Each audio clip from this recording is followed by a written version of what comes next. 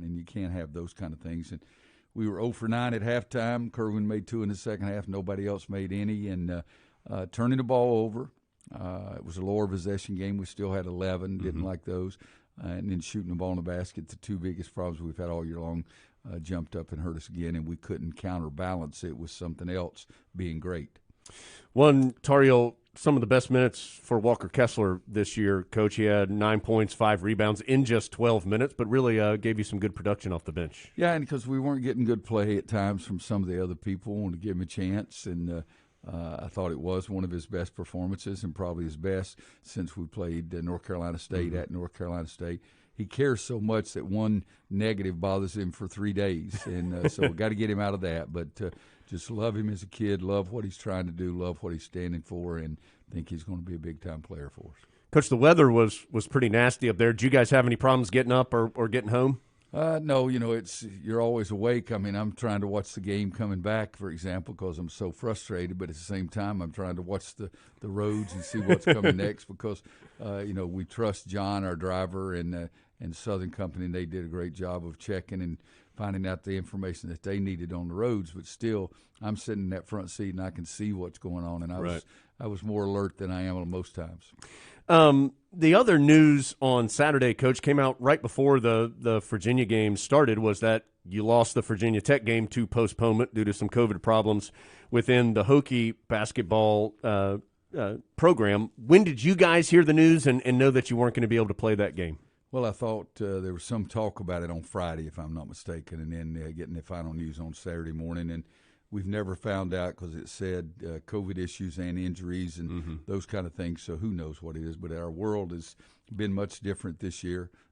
I know Mike Young very, very well, and I know they're not trying to change it just for injuries because if that were the case, we would have changed every game we played last year kind of thing. But they have some COVID issues, and we just have to wait and see what's going to happen. And, Coach, it's gotten to the point this week that the Tar Heels on social media, on their official account, actually said, hey, we're looking for any opponents. Anybody want to play? Just trying to find somebody to play a game right now. Well, not that. We're looking for somebody to play at home. Yeah. I mean, we've had fewer games at home than I would say any top 100 program in the country. And it's not even close in the ACC, the number of home games that we've played compared to the other teams in the ACC. So we're looking for home games, period, the end. It has been, it's odd in that way. Like Florida State, for example, has played, I think, 14 games, 11 at home, 3 on the road. Tar Heels have played 19 games. They've played at home 6 times out of those 19 games. Coach, of course, there's no fans or limited fans to no fans, depending on the location. What are the challenges, though, of being on the road so much this season that have come up for your team? Well, it's a very young team, and that gives you a lot of problems. But for people to think that the home court is not an advantage, they're not very good basketball people. Right. I mean, you get used to shooting at your home gym. Yep. The background, what you see, the way you feel about the court, everything. And, I mean, if that wasn't true, then give me a reason why in the ACC, I don't know what the figure is today, but 7 or 8, 9 days ago, over 70% of the games were being won by the home team. Now, come on, it's got to be an advantage whether the fans are there or not. And so, and at that time, and again, I haven't seen it recently. At that time, that was the second highest percentage in the history of the ACC. Wow! So it is a tremendous advantage. You sleep in your own bed. You don't get on the bus. You don't get on the plane. You don't do any of that. You go shoot around at your gym. You eat in your facility, then you go back and play the game where you practice probably 4, 5, 6 times a week. And Carolina has now played 4 consecutive road games. The last 4 games for the Tar Heels have all been away from home. And again, 19 total games, 13 on a neutral or true road court. Carolina has played at home just 6 times. One more question kind of in this area, Coach. Then we're going to take a break, talk to Clint Gwaltney after this timeout. It's been a unique season for everybody, of course. I'd be interested. Player parents normally come and can see their sons play every single time if they choose to. How have you guys reached out and tried to keep that dialogue going with the player parents and keep them as involved as possible? Well, just trying to communicate the facts of the matter. The facts of the matter are that some places allow you to have tickets when you come and play in their place. Very minimum at most cases. We had fans at Florida State, Iowa, Clemson, a few places like that have more people in their building than we do here, but we go by the North Carolina state guidelines. We go by the state of North Carolina guidelines. We also go by Orange County guidelines, and they're different from one place to the other. And so if we go somewhere and they give us some tickets, that's great. If we go somewhere and they don't give us tickets, we have no control over that.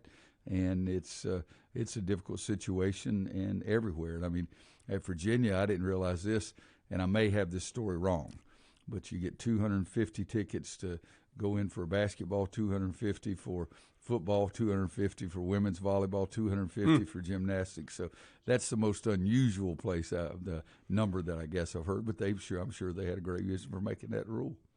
All right, we still have a lot to do with Coach. After this commercial break, though, we're going to be joined by Clint Gwaltney. We'll chat with Clint. As we said earlier, he manages the Tar Heels schedule from an administrative perspective, of course, working closely with Coach on that. But Clint's dealing with that on a day-in, day-out basis, along with a lot of other things around Tar Heel basketball. So going to chat with him a little bit about the challenges of the schedule this year, and then Coach is going to rejoin us coming up in a little bit. We'll answer some of your questions here on The Roy Williams Show from Learfield, IMG College.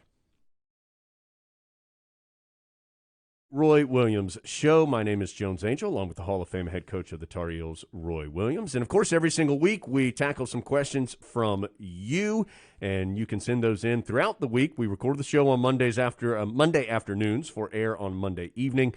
You can send a tweet to me at Jones Angell, Angell 2 L's at the end, or shoot me an email. It's at asktheheels@gmail.com. asktheheels@gmail.com. And, of course, our first 3 questions every week are presented by Blue Cross and Blue Shield of North Carolina, reminding you to practice your 3 W's: wear, wait, and wash. And we resolve to keep North Carolina healthy. Let's get to our top 3 this week. And, Coach, we'll start with Brian Garrison. Brian sent this one in. Wanted to know your thoughts on the new penalties for flopping. We've seen that called on the Tar Heels early in the year. We've seen it on a Tar Heel opponent. I think it was at Pittsburgh here in recent weeks as well, where if the officials deem that a player has flopped, they can give them a warning. Brian was interested in your thoughts on that rule. I think it's a good rule. I haven't seen it followed up by a second whistle and a technical at all year. I've seen once for us and at least once, maybe twice on the other team.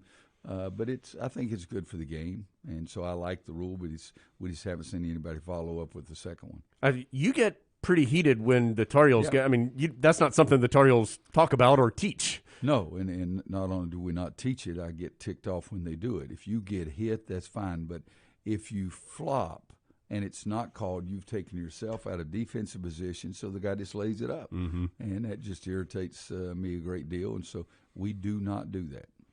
Coach, a question from Sam Hickman. It's about rebounding. Wants to know if you feel as though rebounding is more about positioning or more about skill or more about effort when somebody's a really good rebounder. Sometimes the ball just seems to find guys more than it does others, but all those guys that the ball seems to find their hand, you look and they anticipate their teammate's shot on the offensive end of the board.